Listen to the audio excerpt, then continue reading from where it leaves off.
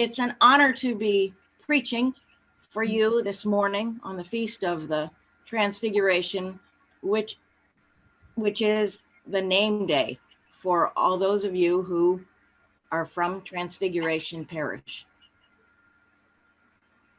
I'd like to invite you to enter into the story of the Transfiguration with me. Take a deep breath, close your eyes if you would. Imagine that you are walking up the mountain with your trusted friend and teacher, Jesus.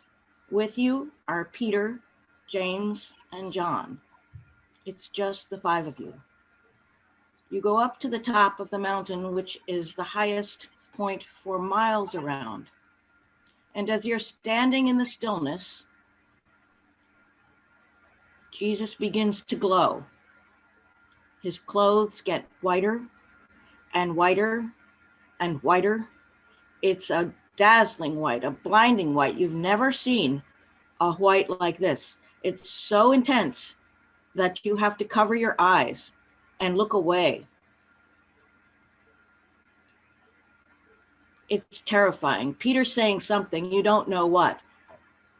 And when you finally manage to peek through your fingers to see what is going on, you see Jesus talking to the prophet Elijah and the lawgiver Moses. But it's not over yet. That's not all, because you're enveloped in a cloud. It feels cold and a little bit clammy on your skin, and you can't even see the hand in front of your face, let alone the others standing with you on the mountain. And then there's the voice speaking from the cloud. This is my son, the beloved. Listen to him. And as soon as it began, everything is as it was, and you are standing on the mountain with Jesus and Peter and James and John. Jesus turns to all of you and says, "Tell no one of this until after the Son of Man has risen from the dead." And you begin to walk back down the mountain.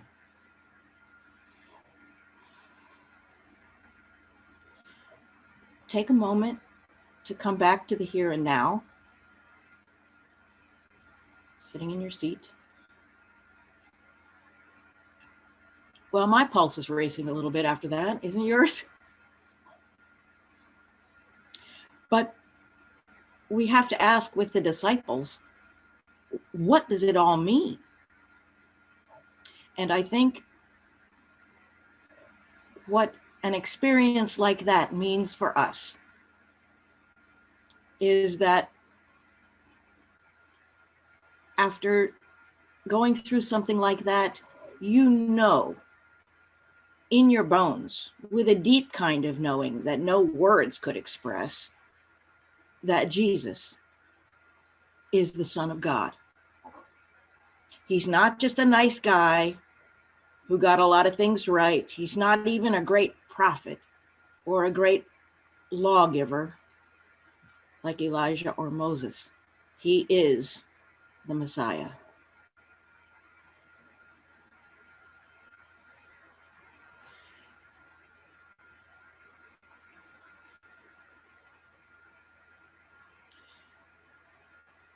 That means that death has no ultimate power over him. It means that he's alive today.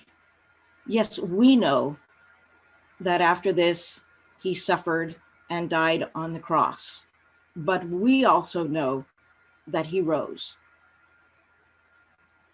And he's alive now. He's with me and with you, with each and every one of us. And because he lives eternally, he will be with your children and your children's children and their children for as long as humans live.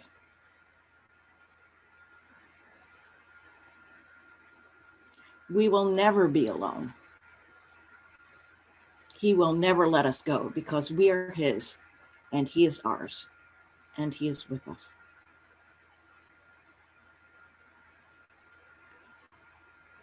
When we have a peak experience like that, when we have the gift of a deep kind of knowing in our bones that something's true, even if it's just for a minute, we want to hang on to it, don't we? We want to grab it tight. I think that's why Peter was talking about building booths or tents and one for you and one for Elijah and one for Moses. We want to capture that moment, hang on to it so it'll never leave us, so we can come back and revisit at any time. But that's not how things work, is it? We do have to come down off the mountain and re-enter our normal lives. We have to go to work and feed our families and take the dog out for walks and pay the mortgage.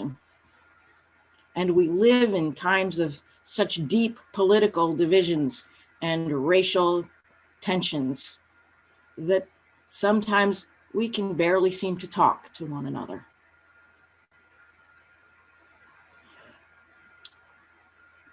But I think the gift of the scriptures, the gift of the gospel to each and every one of us is that when we are discouraged or disappointed by life or weighed down by our cares and our worries, we can take a moment and return to the scriptures. And by stepping into them, we can remind ourselves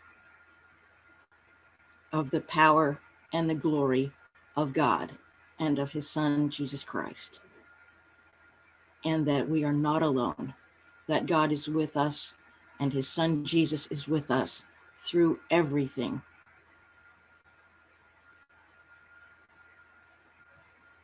I think this story is presented to us here on the Sunday before Lent, so that we can carry it with us through the time of self-examination and reflection that is Lent, leading up to and through the suffering of Jesus and his crucifixion. The Transfiguration points to another time we know is coming, the resurrection and the triumph over death of Jesus. As we go forward into the season of Lent, may we take with us the memory of the Transfiguration that points to the glory of God and better days to come.